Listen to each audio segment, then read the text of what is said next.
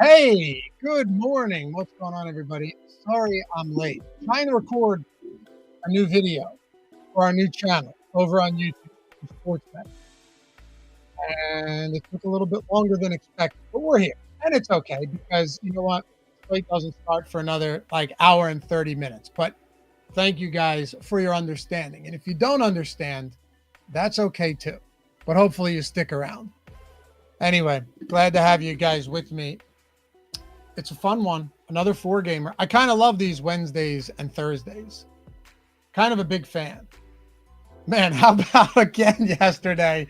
Hunter Brown fade with the Rays stack. I was first in a bunch of tournaments, like 70% of the way through the slate. Ended up having a good day, but certainly nothing to take screenshots of. Hopefully some of you guys did, though. Hopefully some of you guys had a nice day. Man, see what I'm saying, though? Like, it's so easy to have that reverse amnesia where, hey, we got to play the chalk. Got to do it. Can't fade him in this spot. You'd be crazy. Did you guys watch any of that game? You know, we were talking about the weather, right? 90 degrees, winds blowing out to right center at 10 miles per hour, 12 miles per hour. That's exactly what I had, by the way. I think I had 8% brown, but I ended up, 2xing on the early slate. So we'll take it. But did you guys watch any of that or even some of the highlights of that game? When Lowe and Lau and Lowy and all those guys went back to back in, what was it, like the fifth inning? Those balls just floated out of there. You would have thought we were on the moon. Any other day, those are routine fly balls that don't even hit the warning track. So weather, man, park factors, all that stuff plays a massive, massive role. But look, if you rolled with me and you rolled with, I won't take credit for it, you roll with the Sims there, and we get underweight on old Hunter Brown and overweight to the Rays, it ended up working pretty well. And yeah, Hot Rod, Taj Bradley, we had like 30+% of him when we ran the Sims on this show. He had a solid game, got a little rocky start, little 2-run homer early in the first inning, settled down. Shane Smith, dude, Shane Smith salvaged. That looked real bad. I mean, he gave up one hit in the first inning, and it was a 3-run homer to Julio Rodriguez. Yeah. Is that right, Big Chops? 0.3%. It was a pop-up. Dude, if you look at it off the bat, even the sound, you know, when you hear that crack off of a bat, you're like, yo, that ball has a chance. This made a whimper. It's a whimper off the bat. And it just floated on out. It floated on out. Anyway, glad to have you guys here. If you don't mind, take a single second this fine morning. I say fine morning, but it's been raining nonstop here in the Northeast since yesterday morning, and it's going to continue through tonight. But it's a fine morning because I'm here with you fellas talking baseball. Couldn't have it any better than that, right? But anyway, hit the thumbs up, atone for your sins, subscribe to the channel, and leave a comment down below. I appreciated all of those nice comments yesterday, by the way, on this show. I read them and I responded to them. And I tell you what, that stuff means more to me than you know. You may see me as this calloused, cynical asshole who every day I age further, I just become more of a curmudgeon, but I'm not. And it means a lot, and I appreciate it. For real. I like doing this show solo, and I wasn't sure if it was going to work. I've done plenty of solo shows in the past, but never for DFS. And you guys have been receptive to it, so appreciate you. For sure. Anyway, let's get into it and talk a little bit of baseball today. Oh, guys, if you don't mind, if you get the time, right? And I'm not saying you have to. It's not a big deal. If you're not into sports betting or whatever, that's fine. But our new channel just launched. It's the OddsShopper Sports Betting Strategy channel, not the existing First Picks channel, but the OddsShopper Strategy channel, right? Like if you just sort by channel, you'll find it. If you don't mind going over there and maybe watching a video through or liking some of them and subscribing to the channel, would really, really mean a lot to me to help us get this off the ground. Because it's difficult to start a new channel from the ground up. Like we have 150,000 subs on the OddsShopper channel, the other one, but it took us a while to get there. It took us forever to get over 100K on this channel. And it's all thanks to you guys. So if you have a second throughout the day, you're on lunch break, maybe you're firing off a nice dump at 10 a.m. within the office. And you're like, you know what? I'll do this for Laffy. I got him. Appreciate you. We got like 60 subscribers right now. It just started. So anything helps, specifically watching through an entire video or something like that to give it a little steam in the algorithm. All right, enough about that, but thank you. Red Skittles, what is a curmudgeon? Look it up, brother. Also, Red Skittles took down like third place in the NFL Millie last year, so I'll never forget that name. Let's go. All right, here we go. Here we go. We got a 4-gamer and Coors. Thanks, Keith Jackson. You might start sports betting if you start watching this stuff. I think it's really good content, and I think it'll help you. And I wouldn't say that, and I won't put out content, hopefully, unless I think it's good. You may think it's shit, but if I think it's good, I'll put it out. But yeah, we got an hour and 21 minutes until lock. And the 4 games on this slate, Texas and Yankees in Yankee Stadium, San Diego and Toronto at the Rogers Center. We got Philly and Colorado at Coors. And then the Angels and Athletics in that temporary athletics park. You know what that means, right? Like you're going to have some real spots here. And you've got one game with a 9-run total. That's Toronto and San Diego. You got Philly and Colorado at 11.5 at Coors. And the Angels and Athletics game has a 10.5 run total, minus 112 on the over. That's crazy, right? Like 4-game slate, 3 games at 9+, 1 at 11.5, 1 at 10.5. And then the sole outlier, kind of the island game for low scoring, is this Rangers and Yankees game with Nathan Eovaldi and Carlos Rodon on the mound, 2 great pitchers. But aside from that, dude, monster run totals. And you can't even isolate some of these within like a 10 or 11 game slate and go, hey, easy fade here. Not at all. Also, some weather at this Yankee Stadium. It looks like there could be a window here. It looks like there should be a window here. But the tough part is that you have 2 good pitchers on the mound. So if this game does get hit with the delay, you know, or a suspension after a few innings, that's a problem. Hopefully we get this clearing and there's a window because you've got 2 elite pitchers, the 2 best pitchers on the slate going here. And it's the first game to lock. So yeah. Anthony, that park's there for at least 2 years. No. I'm not saying it's a temporary park. I'm saying it's their temporary residence. How about that? Is that better? Drew, the Sims crushed it yesterday. Yeah, they did. Yeah, the Sims crushed yesterday, and I hope they crush again today. I didn't play the main slate. My wife wasn't home. I picked my 2 girls up, and I was with them all night. So, you know, that is what it is. But I played the early, and they were fantastic for the early. You know, you just have to have a little faith sometimes. But we'll hope that this Yankees game plays through and we don't have any issues. You know, the one spot that's super intriguing to me, dude, how do we not have interest in a $7,700 Ranger Suarez on this slate? And you could say what you want about him. You know who the worst pitcher in this Phillies rotation is? And Matt Bellman, buddy of mine, guy's been on an absolute heater this year. He's great at DFS baseball, and his analysis is awesome. We do some shows together from time to time, did a lot last year. But if there's one thing I'll say, Matt, even though your DFS winnings are exponentially higher than mine this year, I'll say this much. I told you Ranger was better than Nola, and Nola,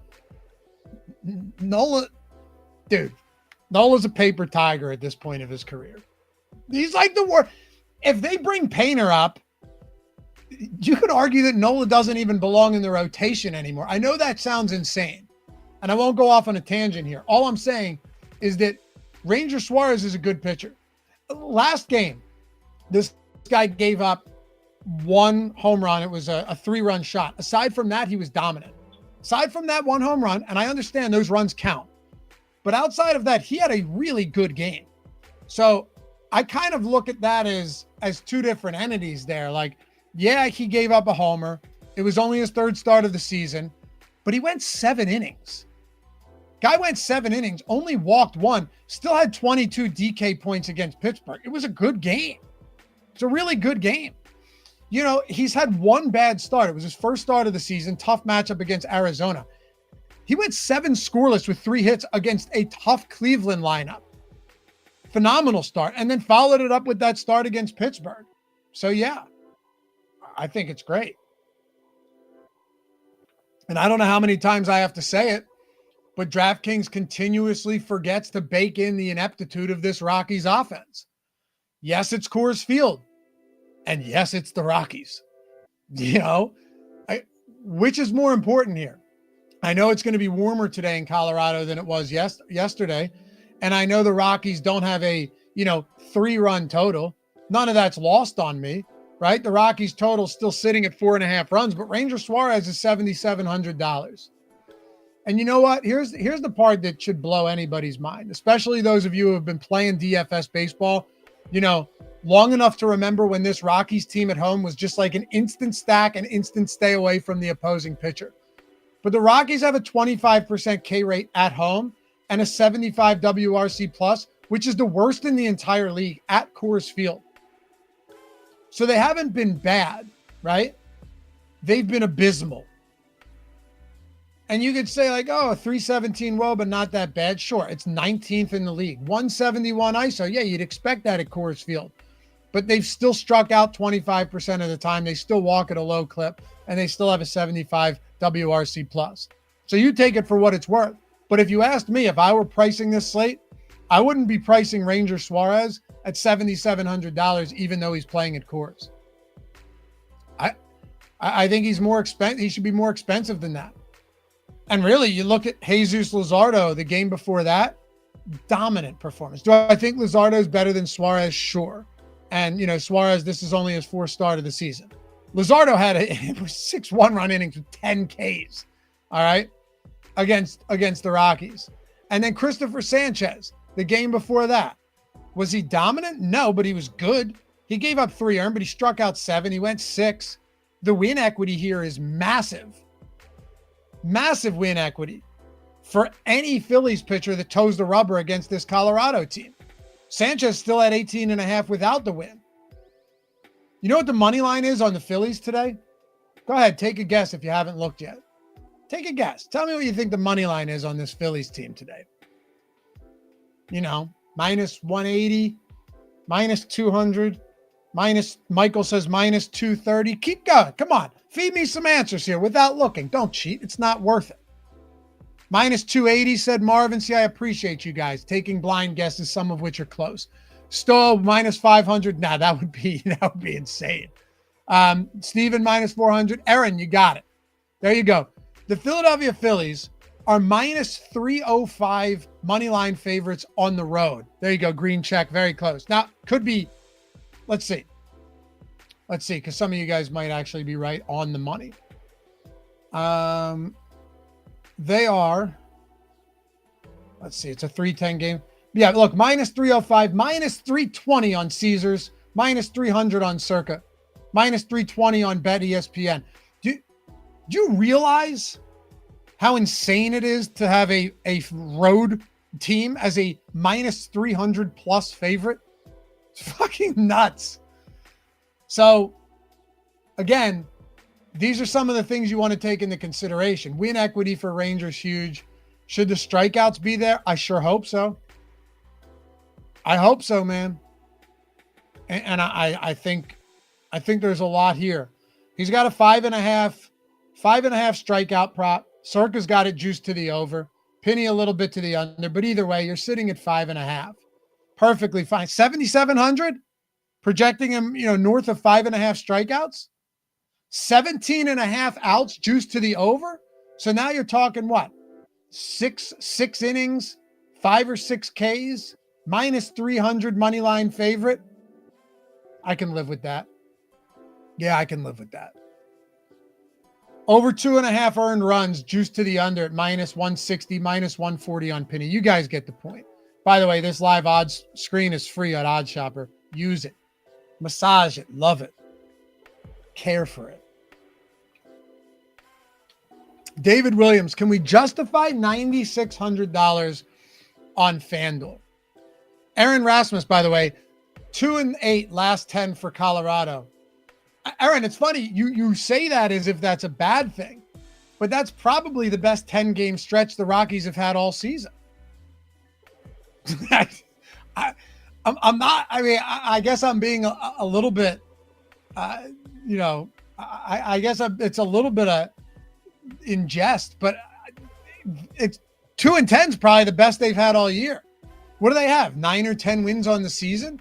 They're pacing the worst season in the history of Major League Baseball. So they might have 2-10 pinned in the locker room. I mean, it's bad, dude. They're terrible. But anyway, let's take a look at some of this. Pull up the top pitchers tool. Carlos Rodon, top 2 pitcher probability. No surprise here, 54%. So this guy on the season has been fantastic. His strikeout stuff's been phenomenal. And when you work all of that in, you're also taking a Rangers team that I think all of us here, for those of you guys that have hung out and watched this show with me every day, we already know the Rangers have been one of these teams that have just, in no uncertain terms, pissed us off, right? Because we've had some great stack opportunities against some bad Rockies pitchers, some bad pitchers across the board, and they failed us. But they've also been pretty good team to target when it comes to opposing pitchers. And Rodon has, of any pitcher going today between the night and the early slate, has the highest K rate at 30.5%. He's always going to struggle with walks, but he's got a 30.5% K rate. And this Rangers team, amazingly coming off a World Series win just 2 seasons ago, they haven't been good. 126 ISO against lefties. And if you look at their K rate against lefties this year, it's 5th worst in the league with 500 plate appearances. Right? So yeah, assuming this rain holds off, Carlos Rodon is the best pitcher on this slate. Now, the funny part here is, remember yesterday where we're like, man, the Sims are going to nuke Hunter Brown, or we're going to get a lot of Hunter Brown. Who knows what it's going to be? And we ended up getting basically no Hunter Brown. Well, in this case, I can already tell you it's going to look different, and I haven't even looked at our exposures yet. Why? Because even though he's 55% owned, projected ownership in the top pitchers tool, he has a top 2 pitcher probability on DraftKings at 54%. So there's what, -1% leverage there? That means nothing on a 4-gamer. Suarez has more negative leverage, but that price point is sub 8K. Nathan Eovaldi has massive positive leverage, and Luis Severino is negative, but also 30% top 2 pitcher probability against the Angels, who have some serious holes in their swings. The guys that you're likely not getting to much of, Herman Marquez. Alarmingly, this guy's probably the best pitcher in this rotation right now, unless you think Dollander's going to improve. Bowden Francis against San Diego. Honestly, that's a brutal matchup. The fact that he's getting 19% is more than I would have expected. Chris, like Eric talks about, the A's Park and Tampa Park with weather heating up are always going to be winning. Yeah, of course. But that's not a one-way street. It doesn't mean you can't play pitchers there either. I mean, we've had a lot of success playing pitchers at Coors this year. And we've still had some success playing some pitchers at Tampa or at this Athletics Park. It just means that hitting is going to be a lot more favorable than it would have been at the Trop, right? Or it would have been at the Coliseum last year for both of these teams. But it doesn't mean there's only one way to play these games. Absolutely not. Stephen Kolek against Toronto, getting sub 10% ownership, got some positive leverage there. You know, that we had a question about that in chat from Aaron. That wouldn't be the craziest thing, but what I struggle with is Do you pay the 8,400 for him here? Right? By the way, this guy had a complete game shutout at Coors 2 weeks ago. Great first start against the Pittsburgh Pirates. 5 1/3 scoreless innings, 4 Ks. Do you pay this price point for him when he's bookended by guys like Carlos Rodon and Ranger Suarez? I suppose you could, because the ownership there is going to be limited. Toronto's not a great offense, but they also don't strike out a ton. So there's arguments on both sides of that. The question there becomes the price point. And then Tyler Anderson against the Athletics. I can't say I have a ton of interest there, but at 7,500, fine. It's just, do you like him more than Luis Severino? Let's take a look at our exposures. I ran the Sims. I already ran the Sims, so let's do it. And before we do, can I give a huge shout out right here? I think you guys will appreciate this one. I did. I woke up at 6:30 a.m. I wake up to this DM this morning. Only took me 2 days. This is from his Gizmo over there on Twitter. It's a DM. He allowed me to share it. I asked, but I didn't want to share the whole thing. Only took me 2 days to take a flagship down. Had to manually late swap, but most of it still comes straight from the Sims. Love it. So how do I pronounce this? Lethuma, $50,000 yesterday, $50,000. Now, he DM'd me 2 days ago. And if you're in chat, man, what's up? Let me know you're here. He DM'd me because I tell everybody, if you want to get the Sims, you want to get access to the top pitchers, top stacks, top hitters tool, Sims, post-contest Sims, late swap tool, you could have used that. All of the tools that we have for MLB, DM me at Loughy_D, LOUGHY_D. It's right there on my name, right? Under my face. DM me on Twitter, on Instagram, and say, yo, I watched the strategy show. Can you hook me up with that promo code to get the discount on these tools? He DM'd me 2 days ago, asked for the discount, hit him with the code, send him over some tutorials. And look, is this going to happen for everybody? No, I'm not going to try and sell you a dream. All right. I'm not into the scumbaggery around here, but it is proof that the tools work. You know what I mean? When you use them right. And 2 days later, I wish I could say it was me.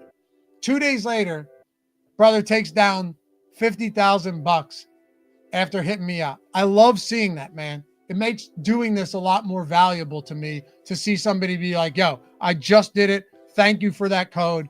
The Sims are awesome. And I took down 50K in a flagship contest. So shout out to him, man. Shout out to Gizmo or Lethuma. Sounds like a Tool song, honestly.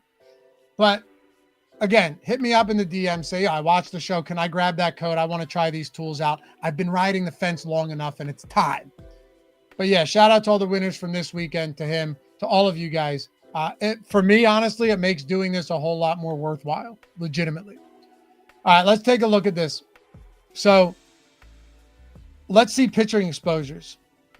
4-game slate, 3 games with a total of 9+, 1 at 11.5, 1 at 10.5. And then the Eovaldi Rodon game between the Yankees and Rangers is sitting at 7 with potential weather. Pitcher exposures, let's go. All right. So who are we essentially fading? Let's do that first. Herman Marquez. I'm going to zoom in for you guys here. Marquez, Kolek, only 4.5%. I really think a lot of that has to do with the price point, you know, and a low strikeout matchup there with a run total, by the way, a 9-run total in that game. Tyler Anderson, the lefty, going up against a lot of power righties in a bad park for pitchers at 6%. Getting 10% Eovaldi, so we're under the field there as well. About half the field. Bowden Francis at 16%. So that's not nothing. We're essentially matching the field on Francis if we were to lock these lineups in without doctoring these up, right? Just kind of factory settings, Sims run, no uniques, no boost, no exposure caps. And then these 3 guys, Luis Severino, pulling up the rear of the top 3 at 39% exposure. Ranger Suarez, 43%, pretty much matching the field on Ranger. I'm okay with that. And even at 54% ownership, we are over the field on Carlos Rodon, 79%. You see what I mean, guys? Just because somebody is popular on a small slate doesn't mean his exposure is going to get nuked like we saw with Hunter Brown, or we saw with Gossman last week, or with Strider the week before that. It happens. but it depends where the leverage is, and it depends how they project. And in this case, Carlos Rodon projects really well at 21 DraftKings points. So we're getting 79% exposure to him. And if you look at these props, he's got a 1.5 earned run prop. His total pitching outs is sitting at 17.5, minus 200 to the over on DK, on ESPN, on Penny. And his strikeout prop might be 7.5, no, 6.5, minus 150 to the over, minus 154 on Penny. So it just makes sense, right? This makes a lot of sense. And sometimes you roll with what the props are giving us and where we're finding leverage. This is one of those spots, getting over the field on Carlos Rodon. How do you guys feel about it? Are we on board here? Or are there other guys that we're not getting to that you'd rather play? Like, do you guys look at a Nathan Eovaldi and say, you know what? I like this spot on Eovaldi getting a fraction of the ownership of Carlos Rodon, of Ranger Suarez, but particularly Rodon because they're similarly priced. And I'd rather go there. Are you saying, you know what? I'd rather go to Tyler Anderson over Luis Severino, or I'd rather go to Steven Kolek over Ranger Suarez? So Steven says, and Aaron, with the weather, I'd worry about taking any pitcher props in New York. Yeah, I'm not recommending you take the props, Steven. Well, no, that's not true. I mean, if you look at this weather and you feel like you have a quality read on how this plays out on the weather in this game, you should take the under on innings pitched and the under on strikeouts for Carlos Rodon. That's what I would tell you, right? And if books allow you to same game parlay those, then that's another spot to do it. Like if you're looking at this and saying, I think there's a real chance that we have a significant delay in this game, you know, or that it could get suspended or called after however many innings, then I would recommend you take the unders, right? Why would you not? But I'm looking at it right now. Let's see. That's tough. There's a clearing until, I don't know, 2 o'clock, 3 o'clock. 2 or 3 o'clock. If that's your read, take the unders there, Steven, seriously. And I'm not saying that's what you need to do, but no, I wouldn't be betting the over props on Carlos Rodon. I'm just giving you what the props are right now. Aaron Rasmus, watered down lineup for Nathan. Price reflects, tough call. I like the game for both pitchers. Yeah, and you know, you bring up a good point and something I would recommend all of you guys pay attention to. When you're getting teams that play night games into day games, a lot of times you are going to see watered down lineups, right? You're going to see a lot of watered down lineups as a result because they're going to give some of their everyday starters a day off, especially if you have, and there aren't many of these left these days, but especially if you have like a talented hitting catcher, a lot of times this is where they'll work in a day for him to get the day off. So just keep an eye on this lineup. You might see it watered down. And do we have the lineup yet? I mean, I thought we would have, right? I'm looking at it now. Is this lineup out? James, you're the best, Dave. Thanks for what you do. Thanks, man. And like I said, all of those comments from yesterday's video, I was reading them on the chat, the comments for people watching after the fact. Thanks, guys. You're great. So yeah, the weather's a little sketchy. Now, I would say this, like if I could get 5 innings from Rodon, if you think you could get 6 innings from Carlos Rodon, I'd be fine with that. James, what's Aaron Costa's lineup? He's always winning. That dude's sick, man. I've sent him out 2 rings already. He had a milli win in NFL. He's a Sims user, by the way. I think you know that. But he's a Sims user. Yeah. it's not a spot where I'm looking to take the hitters anyway. That's the good thing.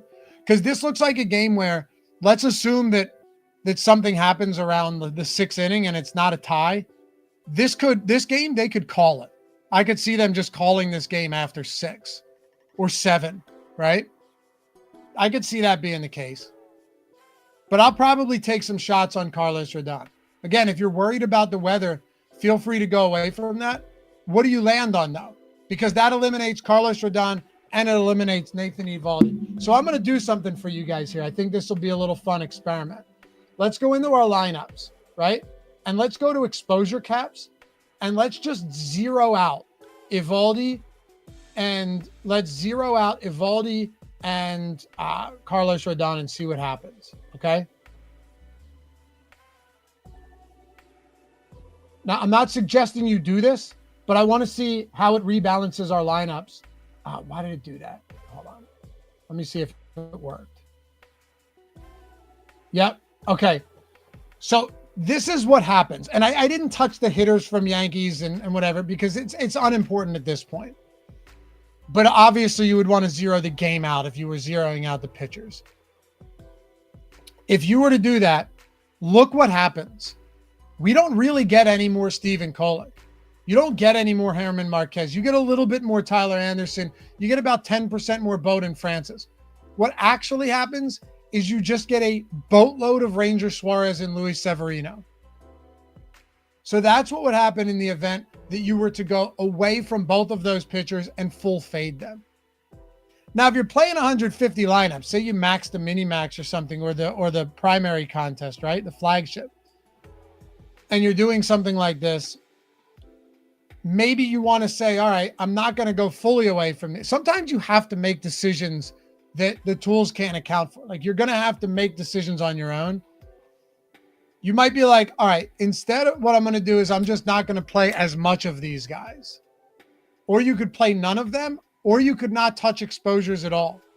I've done that before, where I've said, you know what, I'm going to play these guys no matter what. And I know the field's going to be lower on them, but I think they're going to get through enough innings for it to be worthwhile. And there have been times where it's worked out great for me. Other times where it's bit me in the ass, but you got to take risks once in a while. And you know what?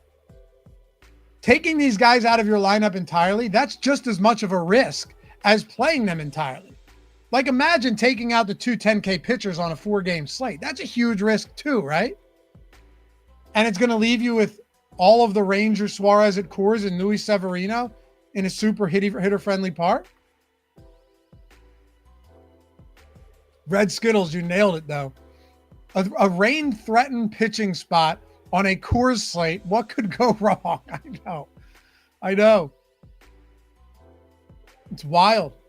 It's actually, these slates annoy me sometimes, but this is kind of fun figuring it out. I look forward to this one. And we don't even have lineups out yet for a lot of these games, right? But yeah, we do have the Yankees and the Rangers lineup. Grisham, Judge, Bellinger, Goldschmidt, Dominguez, Volpe, Escara, Vivas, and Pereza. A bunch of guys down there at the bottom of the order that are, pretty low priced. And then, does it even matter what the lineup is for the Rangers at this point? Aaron, I'm playing single entry on DK and passing on both 10K pitchers. What pitchers are you going with in single entry? We can pull up the FanDuel stuff too here. FanDuel early. Ownership. Even at 9,300, Rangers still getting 16% on a one-pitcher slate. Andrew, Roth thinks the game should play with no issues before the rain starts. Yeah. Which is fine. But I don't know. I mean, if you look at it, go ahead and just pull the radar up. To me, it looks like it hits. I'm not a meteorologist. I'm not pretending to be. But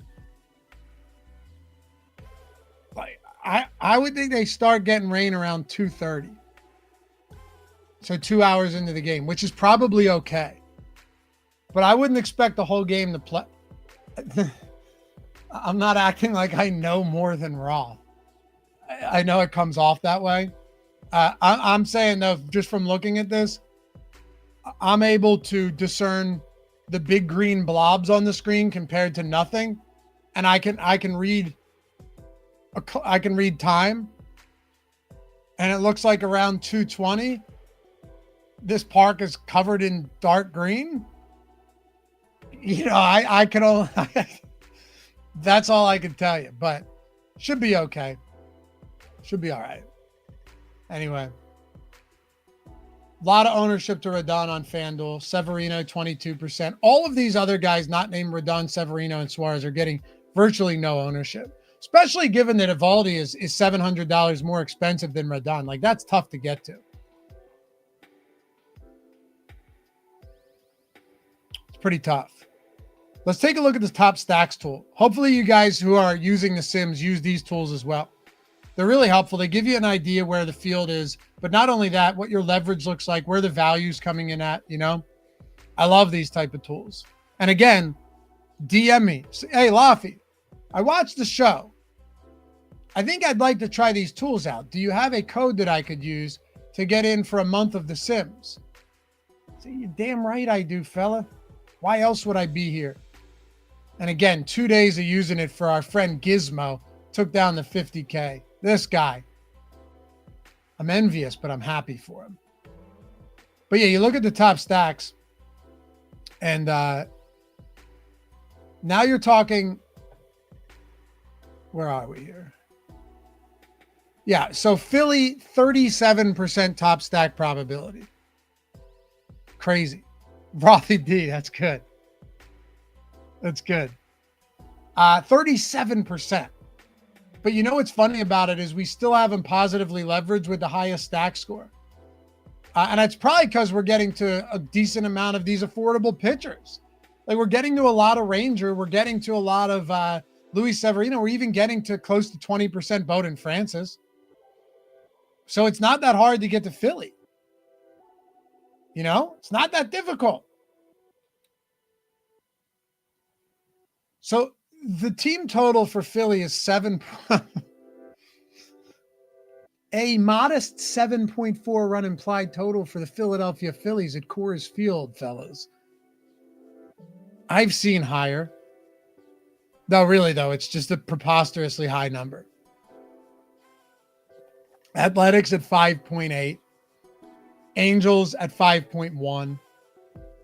Padres at 5. And you get all the way to the bottom. Texas is at 3.4. No teams remotely close outside of the Yankees against Evaldi at 4.1. Then the Rockies at 4.5 against Suarez, Toronto at 4.6. So here's what I'm going to do. I'm going to reset our boosts, or our exposure caps. Right? We're going to clear all of this because I don't want to be getting none of Rodon, any Evaldi when we do this. We want to see what this looks like unadulterated, right? Untouched. And let's look at our stack exposures. 5-man stack exposures, Angels and Athletics are our highest in that same game. So even though we've got a lot of Severino, we have a lot of the Angels as well. I can get behind that for sure. Right? Aaron, last 5 lefties starters versus Colorado averaging 27.9. Do me a favor. Just look at what starters against the Rockies are averaging this year. Go ahead and do that. Jake, is Stokastic working on a best ball draft assistant overlay? We should be, right? It'd be sick. Have you been drafting yet, Jake? I have. I think I already got 10 in the main contest on DraftKings. I can't help myself. The allure is too much. Anyone that shit talks best ball just has never really gotten into the weeds. It's so fun. It's so fun. And there's nothing worse in fantasy than having to manage teams and make trades and have to listen to offers. They're terrible. I'll give you I'll give you Jake Elliott for Christian McCaffrey and AJ Brown. And then what I do, in all seriousness, when I get bad trade offers at this point, I've just become, I've become so fed up with it, right? To where I just have zero patience at all. So if they offer me a trade, I'll offer them back let's say it's a league where you play a defense. I'll offer them back my defense for their 3 best players. Just as a huge middle finger for wasting my time. And that's appropriate, right? When someone offers, and then I thought it was fair. But I love doing that stuff. So fun. There's nothing more annoying than seeing some people post their lineups every day, but it's fun. Anyway, I digress. Yes, the Rockies are bad, but it's funny to see that the Angels and Severino are 2 spots we're getting to. I think it's reasonable because Severino could still get blown up, but at the same time, he's got good enough strikeout stuff to make himself worthwhile. So we're getting bites on both sides of that apple. Philly, only 6% 5-mans. That's a price thing, but here's where it changes. 15% 3-man Philly stacks. So we're still far and away our most exposed 3-man stack is the Philadelphia Phillies. That's good. We'll take that. And I know a lot of that's going to be in Carlos Rodon lineups. We're also getting 5% 4-man stacks. So all in all, we're talking 25% Philly stacks here. We're talking like 35% Angel stacks, and similarly with the Athletics. A little bit of Colorado. I actually don't hate that. And then not much else. We're kind of focused in on 3 teams with about 10 total % of the Colorado Rockies between 3, 4, and 5-man stacks. Not bad. Not bad. These little slates, these 3, 4, really 4 and 5 game slates are the most fun, I think, sometimes. Because you can get so granular with the information. And unlike a big slate, like a 10-game slate, 11-game Tuesday or Friday slate, unlike that, you can make one small adjustment and it changes everything. Like yesterday, for those of you guys who were with me, if you ran with what we were getting, and I did, I doubled up on these tournaments. You'll take that in baseball, right? So nothing crazy, but if you'd made that one little tweak, which ended up being a monumental difference, getting very little Hunter Brown and getting a ton of Rays, that was the biggest thing you could do on that slate. I looked in the mini max, Hunter Brown was 62% owned. So what do you think that means the Rays are going to be owned? Like nothing. So yeah. Anything else you guys want to look at before we get out of here? Any props, any home runs, you let me know and we can do it. I am happy to do any of this because we still got a few minutes before we get out of here. We have about 45 minutes until the slate locks. I still got to get my lineups in as well. So I'll make sure to do that after the fact. Hayes, is the Yankees game going to play? Like I said, man, disclaimer, not a meteorologist. Just some random fella on YouTube talking about daily fantasy baseball. It's always the best. Hey, what do you do for a living? I do sports data and analytics. Sounds a lot better than, hey, have you heard of fantasy sports? Well, this is every day. Has a better ring to it. And then when they ask you, what you do is you start talking to them about what we do over on OddsShopper. Like, well, have you heard about market-based betting? It's a top-down approach where you identify the true odds of every bet and isolate sharp sources to identify the bad bets within these mispriced odds across the markets. Their head spinning. They go, all right, pal, that sounds good. And they walk away. That's what you do. You just hit them with information and they go. And what's that guy? I don't fucking know. Something about top around. But yeah, we can look at whatever. I'm just saying you have to make a decision on your own with this Yankees game.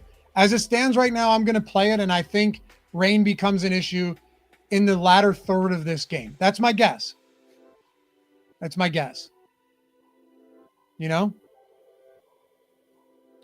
Steven, Roth said 7 minutes ago he thinks the Yankees game is good to go. Yo, stop talking about that guy. I'm coming for his job.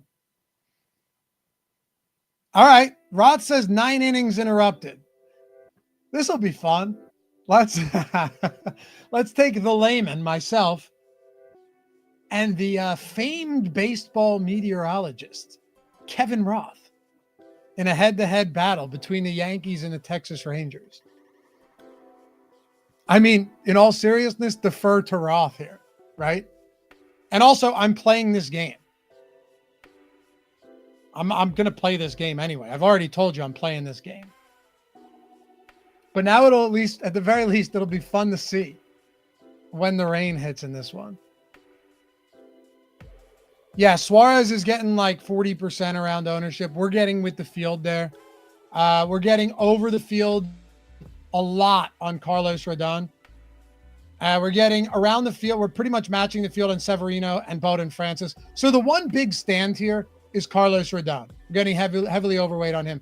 Everyone else, we're kind of matching. We're a little under on Evaldi, a little under on Anderson, but nothing crazy. That's where we're at. Pretty much where we're at. Fistula. Roth lives in my neighborhood. Cool guy, but you're cooler, Dave. Hey, thanks, pal. Yeah, I got no problems. You'd know if I have a problem with somebody. He doesn't even know who I am, but he should. All right. Take a look at some homers before we get out of here. And one more time for you guys that jumped in late. You want to get access to the Sims, just DM me at Laffy_D, LOUGHY_D. They're always open. And I won't leave you hanging. I'll send you the tutorials, any questions you have when it comes to the Sims and understanding how they work. Just know you can hit me up. And for those of you in chat, if you have, let people know. Oh, yeah, he has. Like, I'm 100% open book. Millie win on Sunday in PGA for a Sims user. Joey with the 20K. 2 first-time Sims users binking the small contest and 3rd place in the mini-max. And then yesterday, our guy Gizmo, 2nd day using the Sims with a $50,000 win. And yes, he DM'd me for the code. And yes, he got it. All right, here we go. Before we get out of here, home run props. You guys tell me who we're betting. We're going to pick one of these. We're going to bet it together. No, we're going to pick 2, and we're going to parlay them together today. Yeah, ripping, sipping. Go Birds, baby. They did not ban the tush push. All right, let's pick 2 here. I don't want these Texas spots, honestly. I know they look good. I know technically they're... Oh, wait, no, they're not EV. Good. Because that's soonest. I thought I was filtering by edge. You like Jordan Beck? Huh. It's not crazy. Good park, nice weather. Ranger is prone to coughing up the long ball from time to time. All right. Let's go. Also, Bowden Francis has some serious home run issues. So I forgot to mention that, but maybe the San Diego stack just does warrant some attention. Bowden Francis has started 9 games this season. Do you know he's allowed multiple home runs in 4 of 9? He allowed 5 home runs against Boston. Last start against Detroit, 2 homers, 2 against Baltimore, 2 against Washington. So there might be something there. I kind of like Manny Machado at plus 340. And this live odds screen, again, is free. If you want to try out the actual like super robust algo that we have with all of the plus EV bets, that link in the description for Portfolio EV, your first week is free. If you're a bettor, you should do it. Like I'm betting on WNBA and I don't watch a single second of it. And that's not me disparaging the NBA. That's me saying I don't have interest in watching it, but I have interest in making money off of it. So maybe that is disparaging it. But, you know, I'm still betting it. Super profitable sport within our tools. All right, here's what I'm going to do. I'm going to parlay Mullins because he's just been, who's Mullins? Who are the Orioles facing today? Who's the pitcher they're facing? Anybody know? Let's see. Orioles. Giolito, not great. I'm honestly, you could same game the Machado Vlad, but you're going to get correlated odds there, and I don't love it. What would actually be fun to do here? This could actually be fun. I'm gonna do it and at the very least see what the odds are. I'm gonna go. Nah, that doesn't work. Now I think I'm gonna stick with one Manny Machado at plus 340. I'm not gonna force it here. Not gonna force it. Anyway, you guys are the best, man. Appreciate you hanging out. Hit that thumbs up on your way out. If you don't mind, subscribe. All that's free to do, and I appreciate you for it. Leave a comment if you're watching or listening after the fact. See you back here tomorrow to close out the work week and have a big Friday slate. Nice. Over 100 likes. Thanks, guys. Let's make it happen. Let's have a great day. Let's see some Stokastic avatars at the top. Get those Stokastic avatars loaded up. Let's put them at the top. And let's rep the community today on this 4-game early slate before we go into the main. Thanks, Nathan, and thanks to you guys for hanging out. We'll see you back here for the next one. Bye-bye.